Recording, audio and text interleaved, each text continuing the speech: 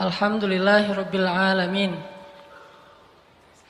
Alhamdulillah, segala puji dan syukur kepada Allah Subhanahu wa taala yang telah memberi kita hadiah malam ini dengan silaturahim, duduk dalam majelis ilmu.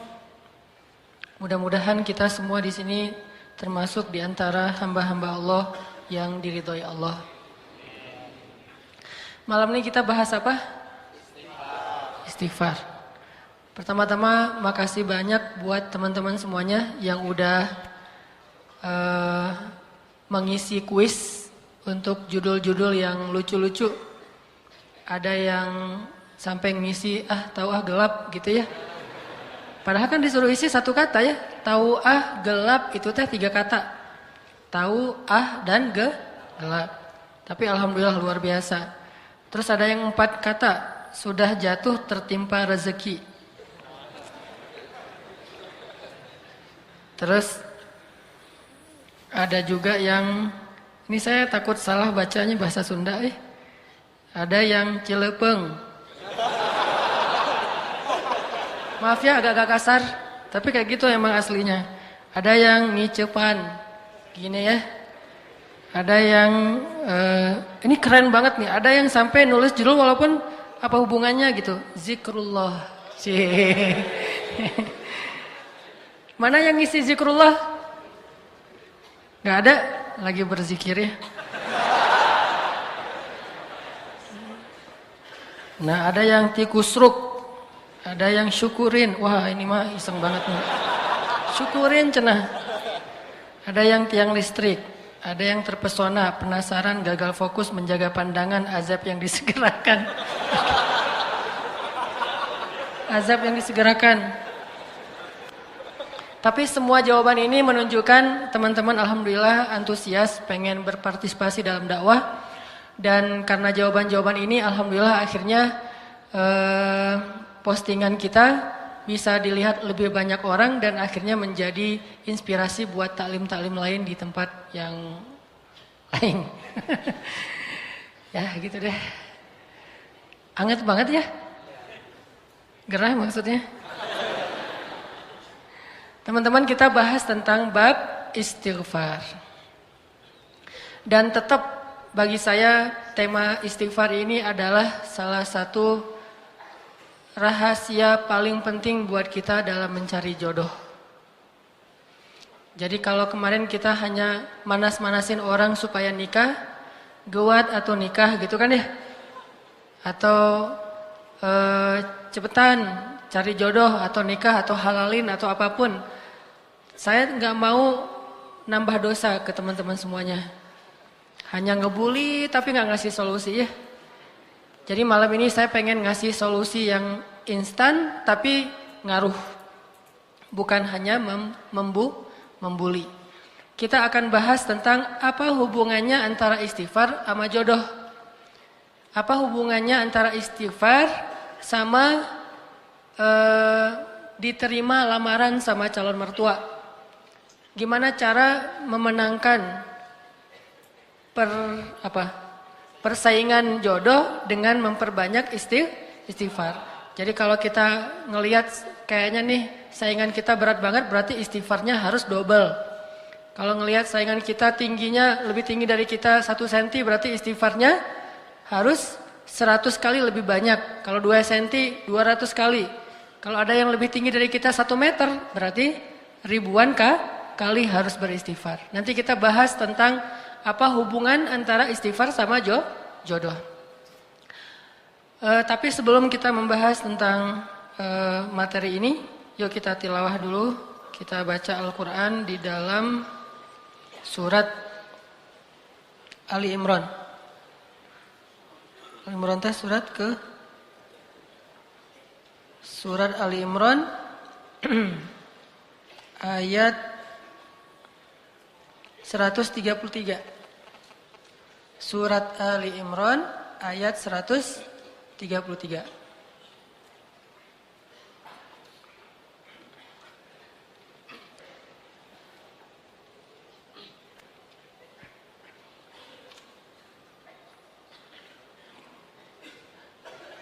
Terus saya di sini ngelihat makasih juga buat teman-teman yang datangnya pakai bendera Palestina. Ini ada beberapa yang bawa bendera Palestina. Cuman kalau ini Palestina? Palestina ya? Cuma kebalik ya. Kalau Palestina itu hitamnya di atas, hijaunya di bawah. Kalau yang hitamnya di bawah, hijaunya di atas itu bendera Dubai. Bendera Emirat. Jadi nanti mungkin bisa dicek lagi. Makasih banyak. Ada yang bawa bendera Israel mungkin? Gak ada ya. Alhamdulillah ya. Biasanya kalau yang bawa bendera Israel itu di Tomorrowland. Jadi kalau di Tomorrowland tuh bendera paling banyak berkibar adalah bendera Israel. Kalau di Masjid TSB insya Allah yang paling banyak berkibar pertama bendera Indonesia, kedua bendera Palestina. Surat Ali Imran ayat 133. A'udzu billahi minasy syaithanir rajim. Mangga.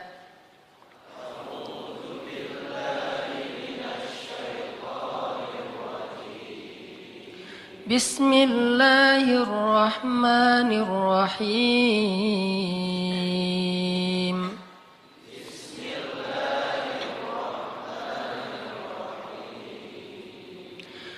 وسارعوا إلى مغفرة من ربكم وجنة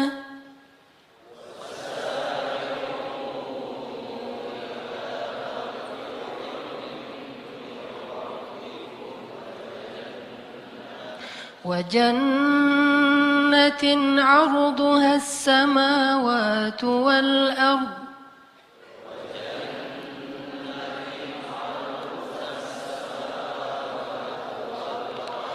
أعدت للمتقين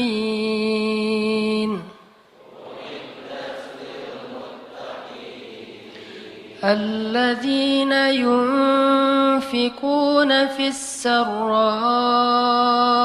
والضراء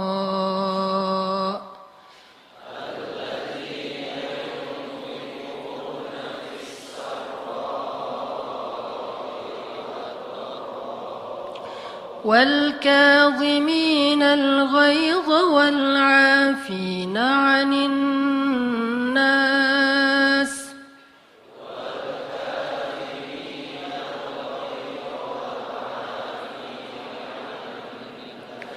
والله يحب المحسنين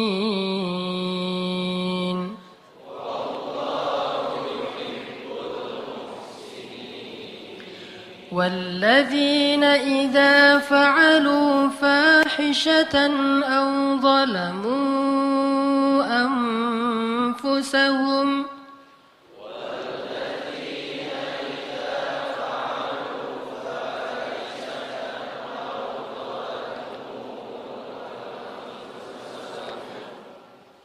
ظلموا أنفسهم ذكروا الله فاستغفروا لذنوبهم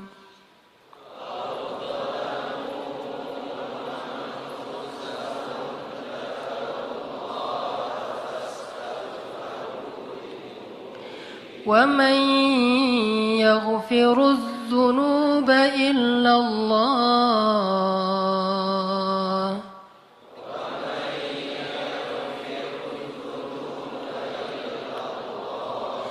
ولم يصروا على ما فعلوا وهم يعلمون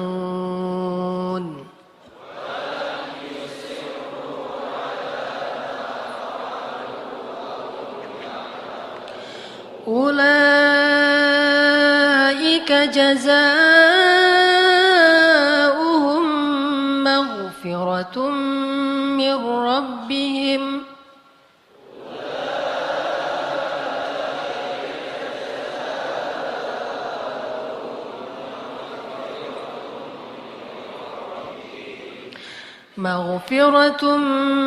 من ربهم وجنات تجري من تحتها الأنهار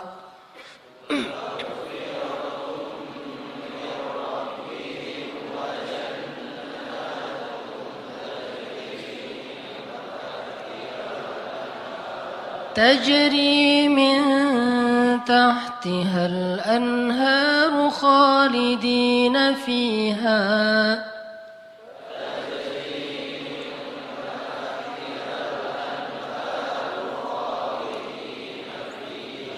ونعم أجر العاملين.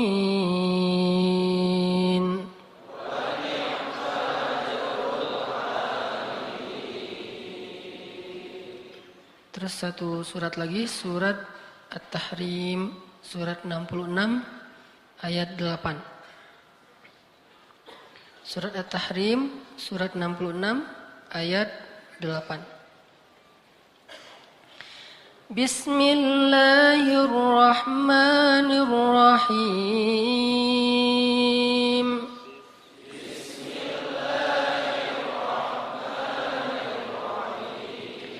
Ya ayyuhalladzina amanu tubu ila Allah.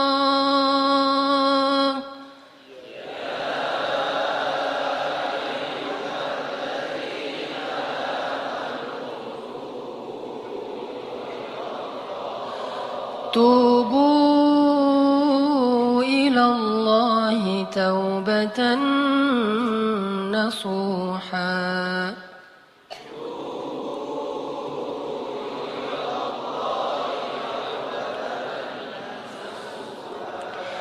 Asa rabbukum an yukaffira ankum sayyiatikum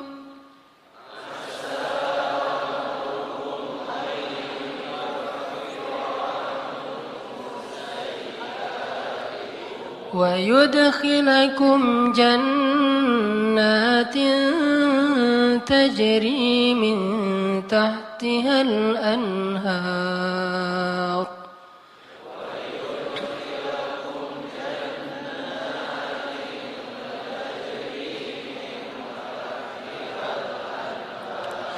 yawma la yukhzillahu an-nabiyya wal-ladhina amanu ma'ah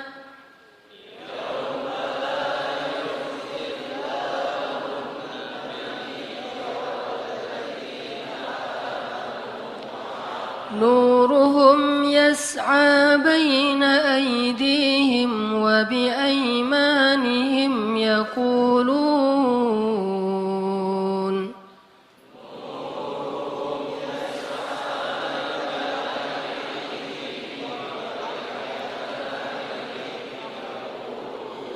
yaqulun rabbana atmim lana nurana waghfir lana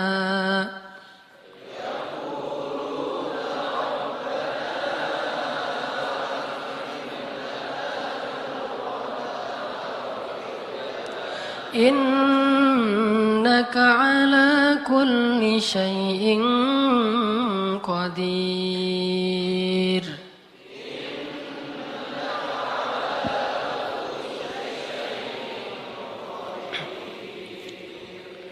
Alhamdulillahirabbil alamin. Sadaqallahul azim.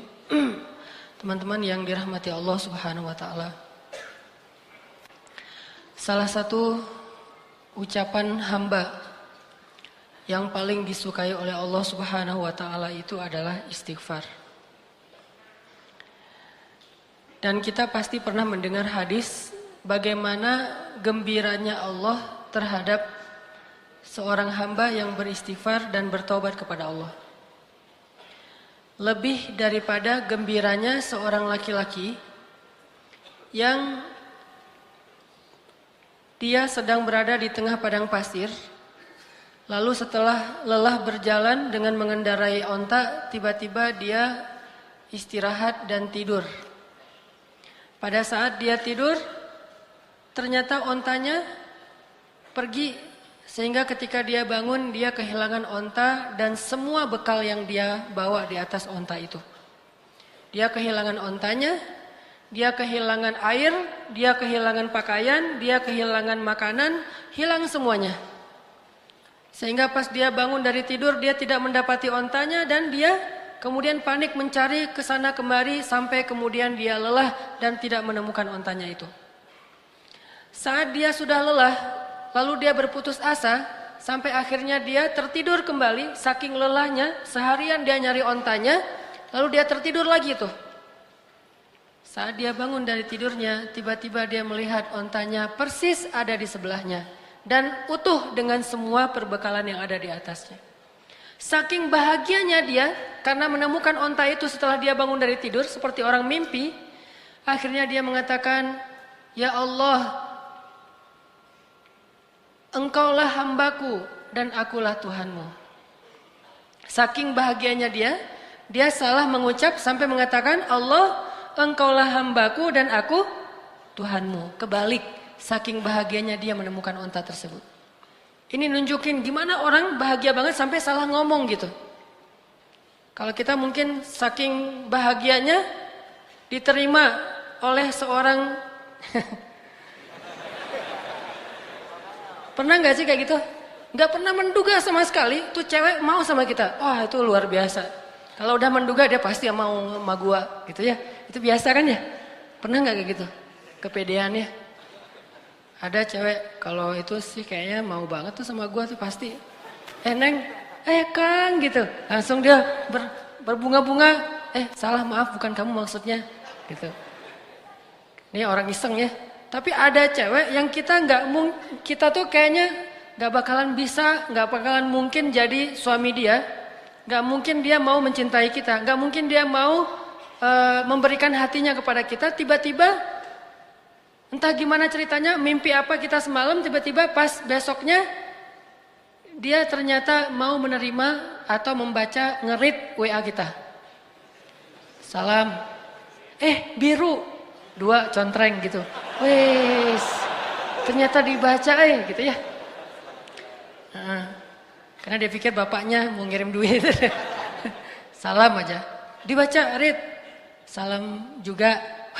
Langsung kan bingung sendiri, lagi nyetir naik motor jatuh, lagi main skate ketabrak tiang. Kenapa bisa kayak gitu? Tabrak tiang, jatuh dari motor, masuk ke dalam parit, atau lagi makan mie bakso tumpah, atau apapun lah reaksi-reaksi orang yang saking bahagianya terhadap suatu berita. Sesungguhnya Allah lebih bahagia lagi kepada seorang hamba yang beristighfar dari bahagianya seorang laki-laki yang lamarannya diterima oleh perempuan yang sangat dia dambakan. Cuman kalau nggak bisa ngebayangin, maaf ya. Kalau saya bisa sih ngebayangin. Soalnya orang yang saya nikahi itu dambaan saya banget. Soalnya orangnya nggak ada di sini. Maksudnya kebalik, ada orangnya. Saking bahagianya itu teman-teman yang tadi lagi makan bakso bareng, gua traktirin kalian semuanya. Utang ya, bayarnya besok gitu. Jadi mereka tetap bayar sendiri, cuman kita kredit. Suatu saat akan kita bayarin. Saking bahagianya, semuanya ditraktirin, hidupnya jadi kayaknya dia paling bahagia di muka bumi. Lari-lari di tengah kerumunan orang ramai yang crowded gitu, kayak di Orchard di tengah Singapura gitu, atau di Korea teriak-teriak, wuh, orang pada heran kenapa? Ternyata yes gitu ya, kayak filmnya Will Smith yang tentang kebahagiaan yang dia baru diterima kerjaan di sebuah perusahaan asuransi. Saking dia bahagianya tuh dia teriak-teriak di trotoar, di jalan-jalan. Kenapa? Saking bahagianya. Apapun bentuk kesenangan dan kebahagiaan yang diekspresikan oleh siapapun di muka bumi, sesungguhnya Allah lebih bahagia dan lebih senang lagi terhadap hambanya yang beristighfar. Coba, kurang baik apa Allah sama kita?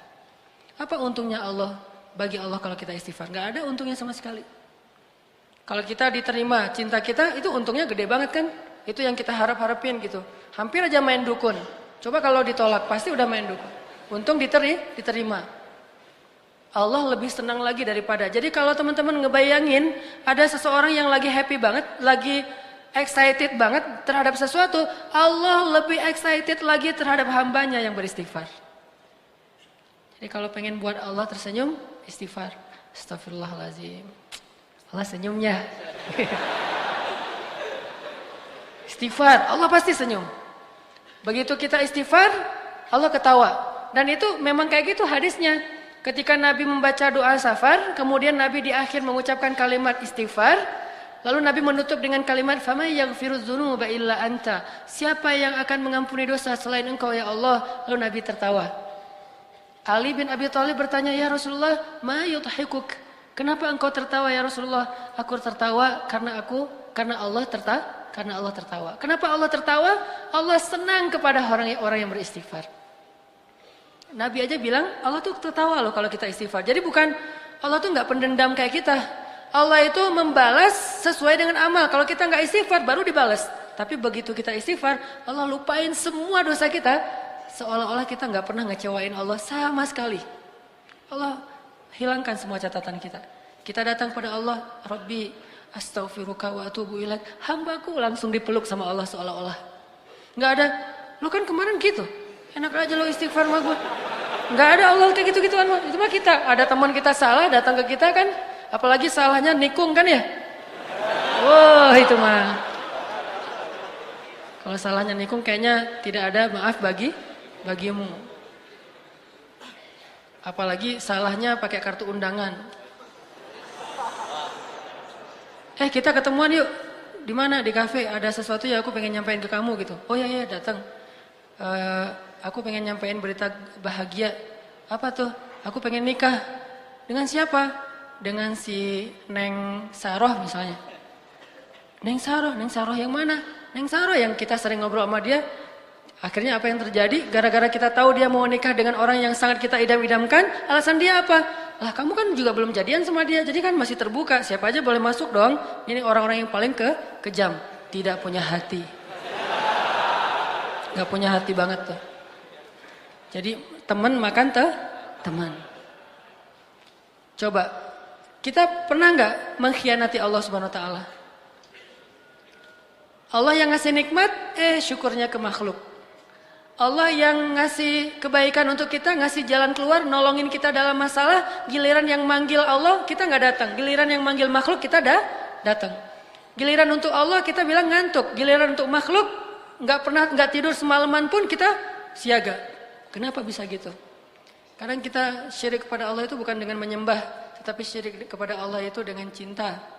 Kita menyekutukan cinta kita kepada Allah. Tapi gimana pun kita menyakiti perasaan Allah, begitu kita datang, ya Allah, maaf ya yang kemarin, nggak apa-apa, udah nggak usah ingatin lagi, udah biarin aja. Mau apa, minta. Allah tuh kayak gitu. Cuma bilang maaf ya yang kemarin, astaghfiruka wa atubu ilaik. Coba kalau manusia digituin, maaf yang kemarin, maaf. Setelah semua yang kamu lakukan itu maaf.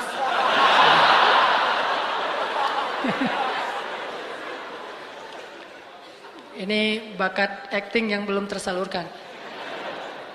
Jadi Allah tuh seneng banget kepada hamba yang beristighfar. Jadi kalian kalau teman-teman kita semuanya kalau istighfar sama Allah tuh yang pede. Allah mau nggak ya? Gak enak kamu aja deh yang istighfarin buat gua.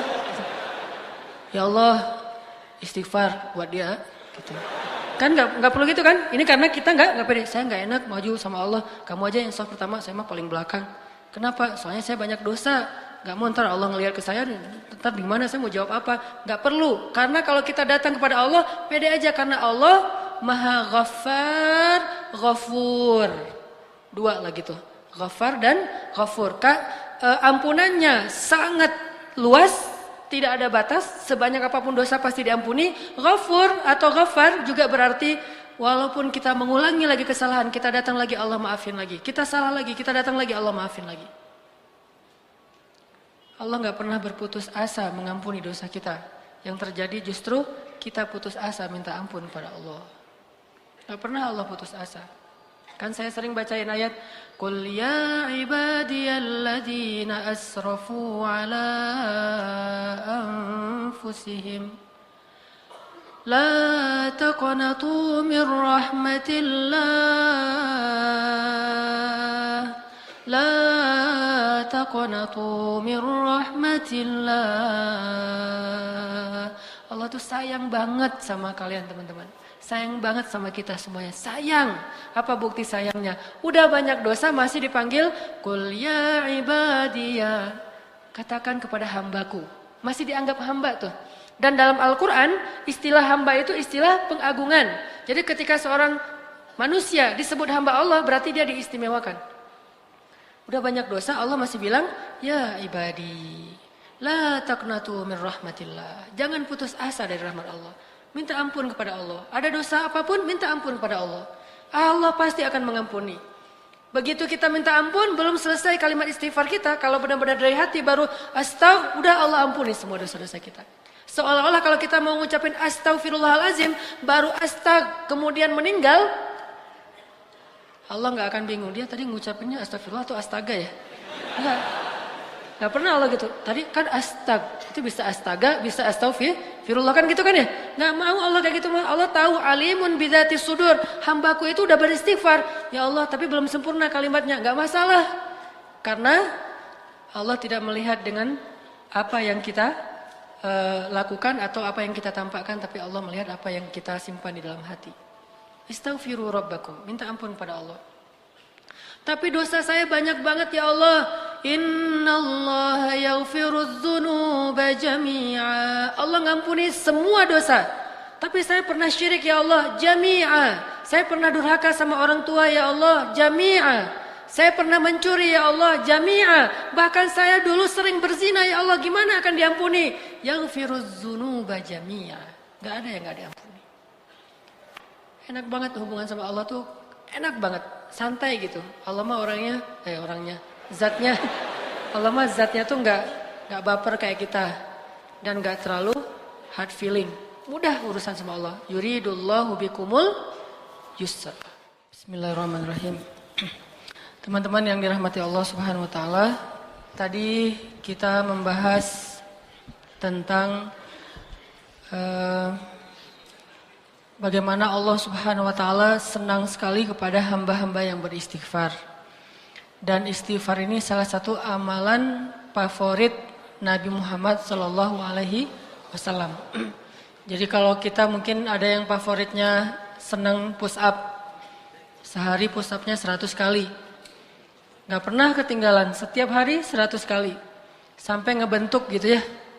Maka Nabi Muhammad SAW sehari beristighfar 70 atau 100 kali. Itu favorit Nabi banget. Jadi selain kita punya kegiatan rutin, punya hobi untuk olahraga, coba juga kita riyadhah batin, olahragakan hati kita dengan istighfar. Dan kalau dilakukan secara terus-menerus, itu hasilnya luar biasa. Kapan ketahuan? Nanti kalau kita lagi butuh sesuatu kepada Allah Subhanahu wa taala. Ternyata istighfar itu membuat Allah sangat mengijabah doa kita. Sampai kadang-kadang mustahil diijabah, mustahil terwujud, tapi Allah wujudkan. Karena idza arada syai'an ay yaqula lahu kun fayakun.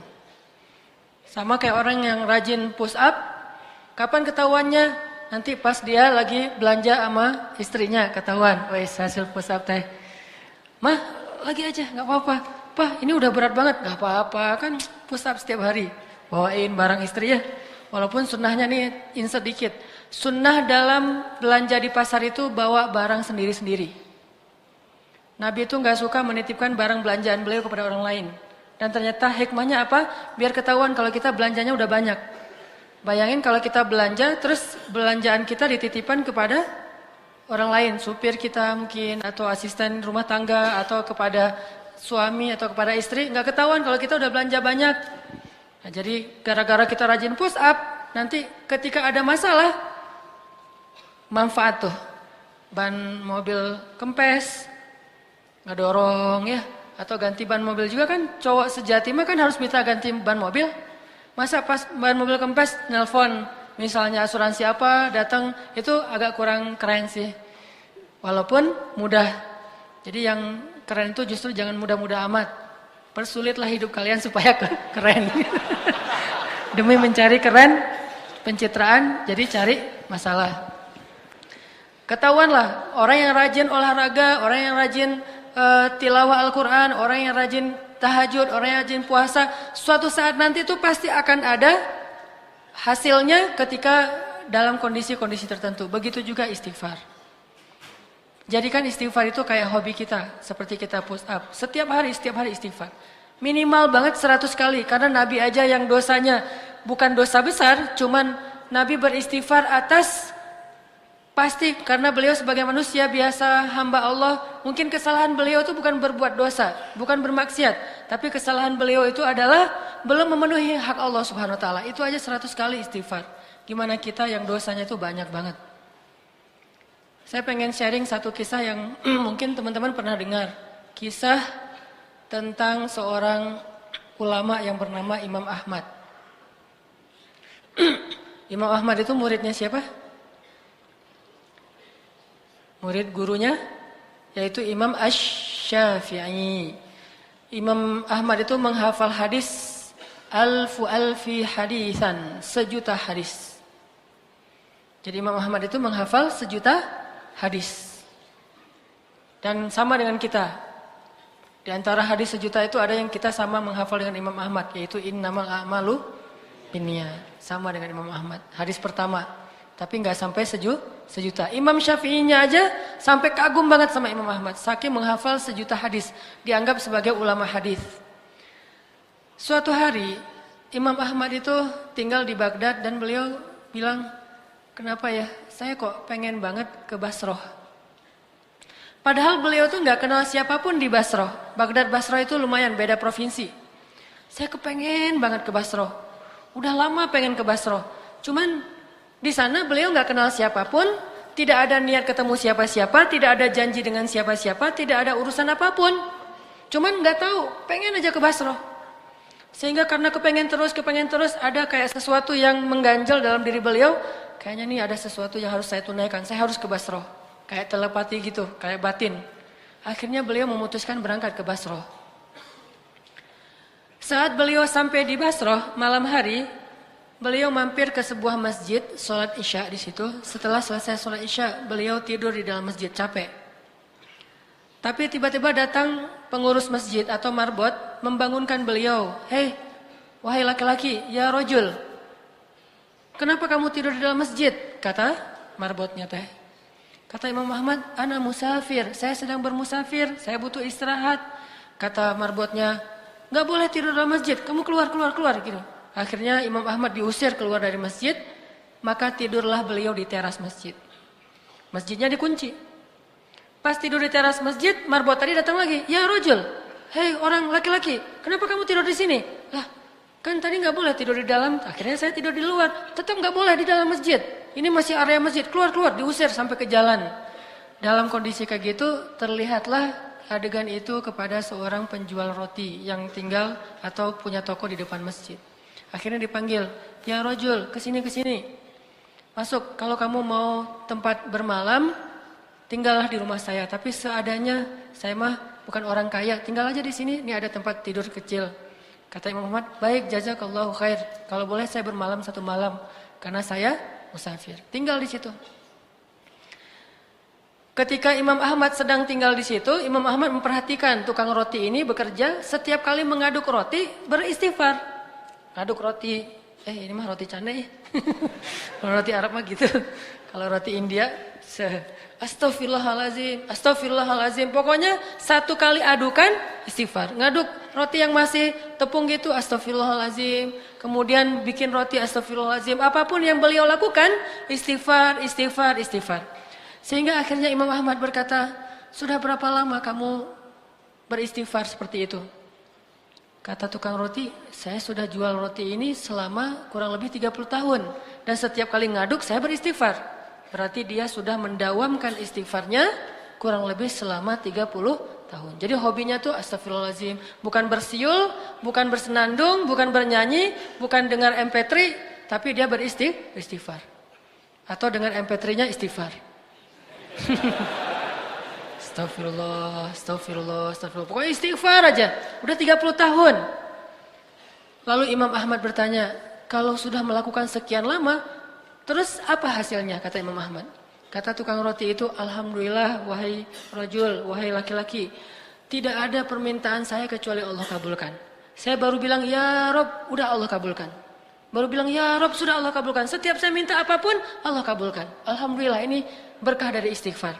Karena saya yakin, kata dia, Nabi bersabda, tidaklah seseorang mulazamah atau iltizam, dia selalu beristighfar, dawam dengan istighfar, kecuali Allah Subhanahu wa taala akan memberikan jalan keluar dari setiap masalah dan mengabulkan doa-doanya dan memberikan rezeki yang tidak pernah terduga-duga. Kata laki-laki tadi, penjual roti, cuma satu permintaan saya yang belum dikabulkan. Imam Ahmad bertanya, apa itu? Saya pernah berdoa, ya Allah, saya kagum sama Imam Ahmad bin Hambal. Saya ingin bertemu dengan beliau. Kabulkanlah ya Allah.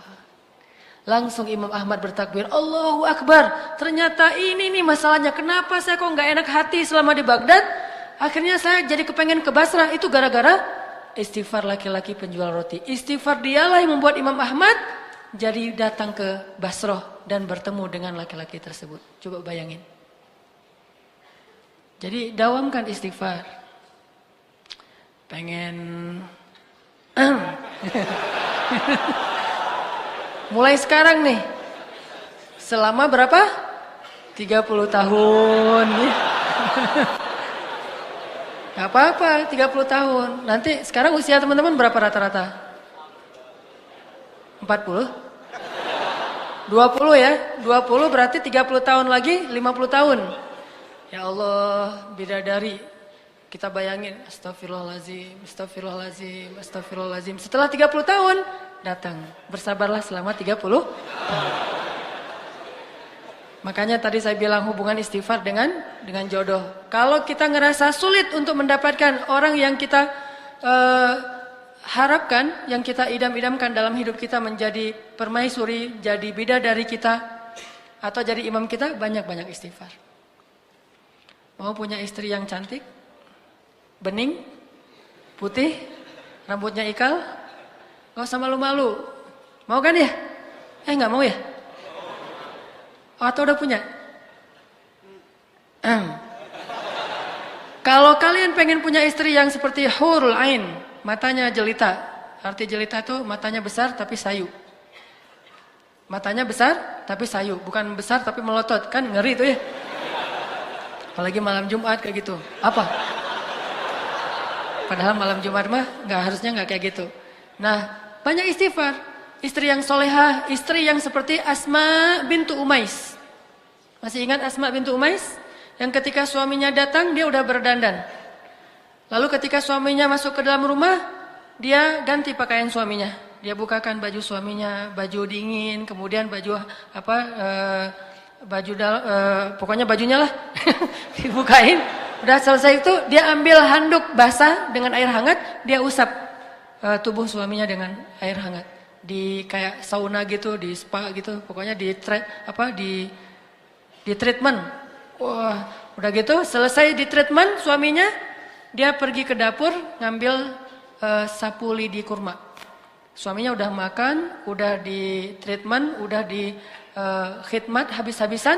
Setelah itu dia ambil sapu lidi kurma, dia kasih ke suaminya, wahai suamiku, jika hari ini masih ada yang kurang dari kebaikan, dari tugasku, maka pukullah aku dengan sapu lidi ini.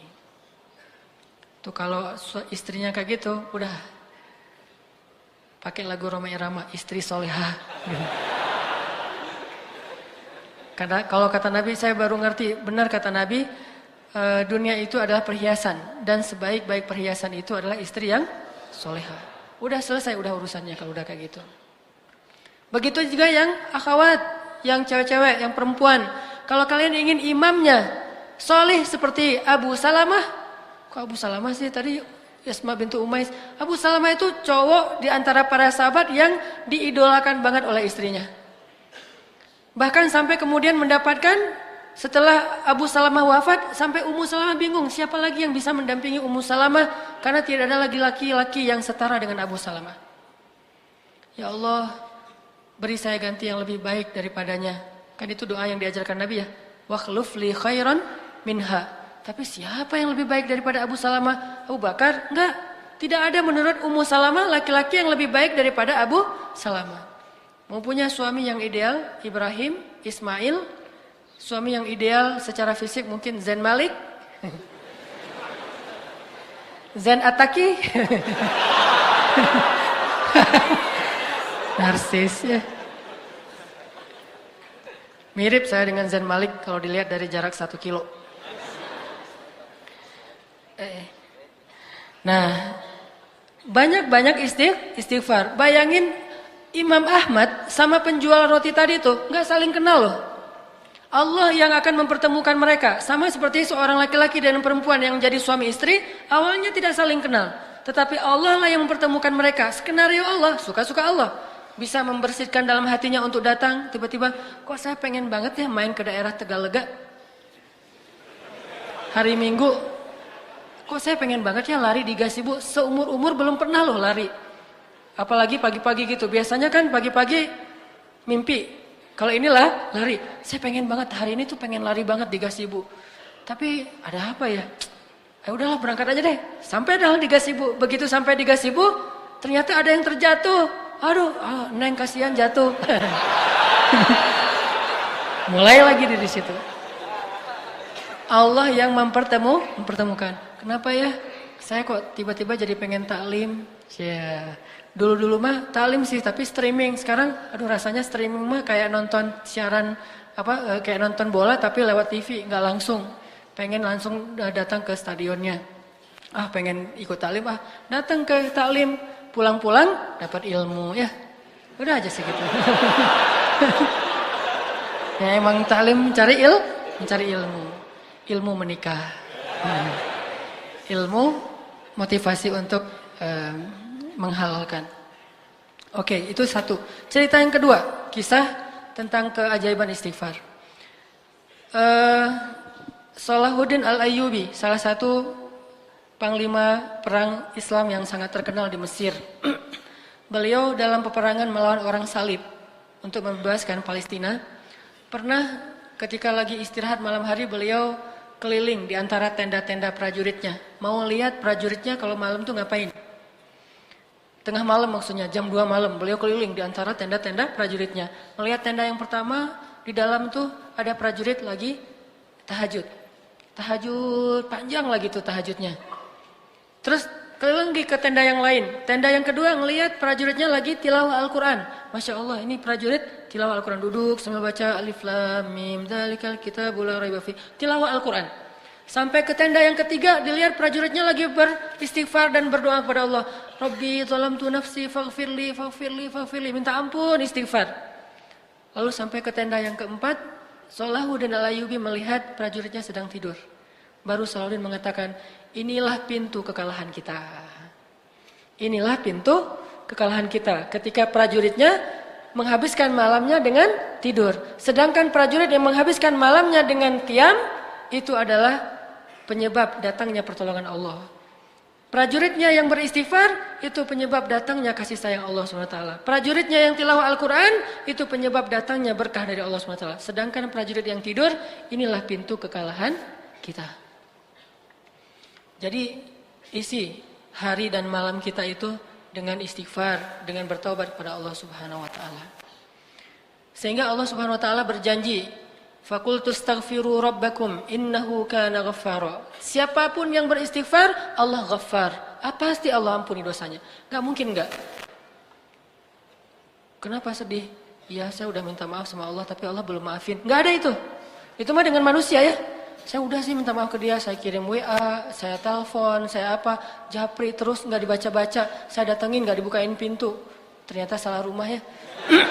Pokoknya berusaha aja minta maaf, tapi nggak dimaafin. Saya udah ngirimin hadiah segala macam. Saya tuh udah minta maaf habis-habisan, tapi nggak dimaafin. Itu manusia. Tapi Allah nggak ada cerita kita minta maaf kepada Allah. Allah nggak memaafkan itu nggak ada.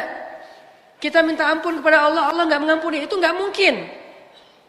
Tidak mungkin orang yang datang kepada Allah pulang dalam keadaan kecewa. Catat tuh, nggak mungkin orang yang datang kepada Allah pulang dalam keadaan kecewa.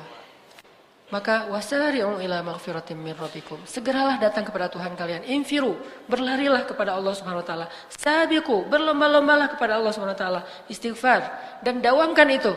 Mudah-mudahan dengan kita mendawamkan istighfar sekian lama, suatu saat begitu kita angkat tangan, Rabbi, Allah langsung kabulkan.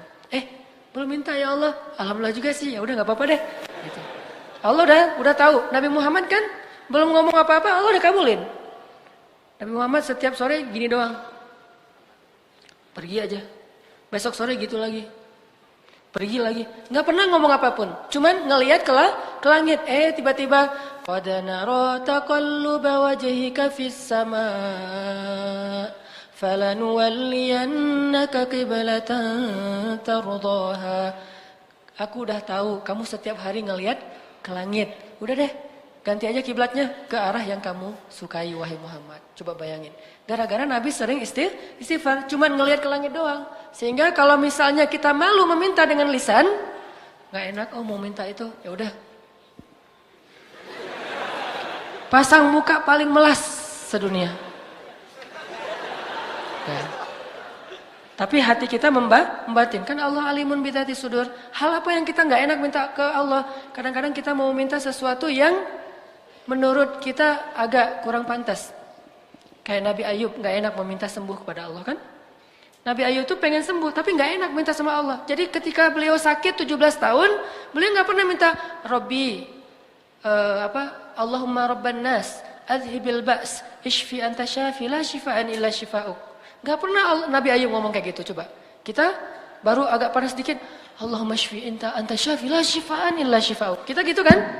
Boleh gak kayak gitu? Boleh banget. Karena doa meminta sembuh kepada Allah itu doa yang diajarkan Nabi. Tapi saking gak enak hatinya Nabi Ayub, sakit juga Nabi Ayub gak mau ngomong. Sama kayak seorang istri yang gak enak sama suaminya. Dia lelah hari ini gak ngomong-ngomong, diam aja.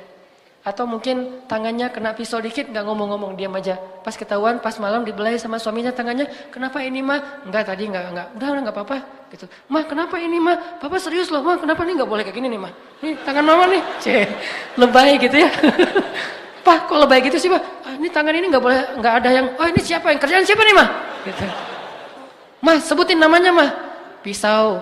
Pisau siapa? Di dapur, pisau kita. Oh akhirnya garing gitu aja. Kirain ada cowok siapa gitu, so gaya-gaya gitu mau ngebales.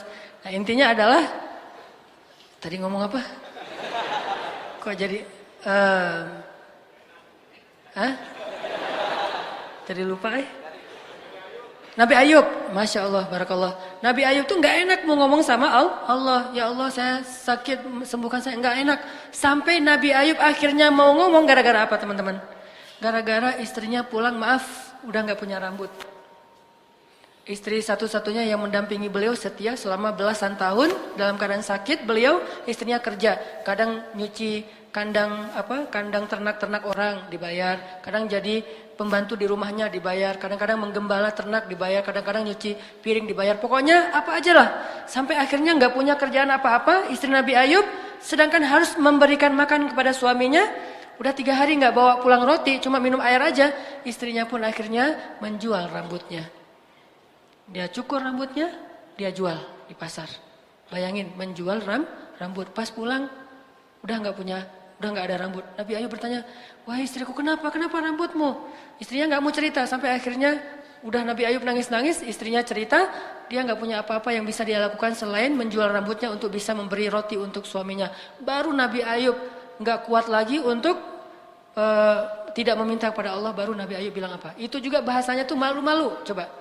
Rabbi massaniyad-dur wa anta arhamur rahimin.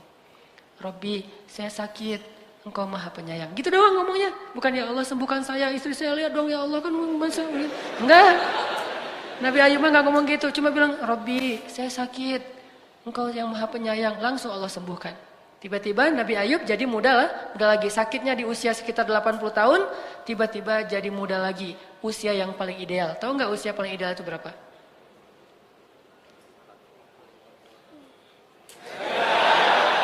Usia paling ideal itu usia 30 sampai 40 tahun. Kalau sebelum itu masih belum matang. Kalau di atas 40 tahun kematangan. Yang paling pas tuh 30 sampai 40, itulah usia penduduk surga antara 30 sampai 40 tahun. Akhirnya Nabi Ayub muda lagi. Begitu istrinya pulang, astagfirullahaladzim, kamu siapa? Saya Ayub. Enggak, kamu bukan Ayub. Emang sih mirip Ayub beberapa tahun yang lalu, tapi sekarang udah enggak, kata istrinya. Ayub sekarang udah jadi laki-laki yang udah tua, dia lumpuh. Tapi saya Ayub, suami kamu, dan Allah sudah menyembuhkan saya. Dia pergi ke kamar, ternyata Nabi Ayub nggak ada.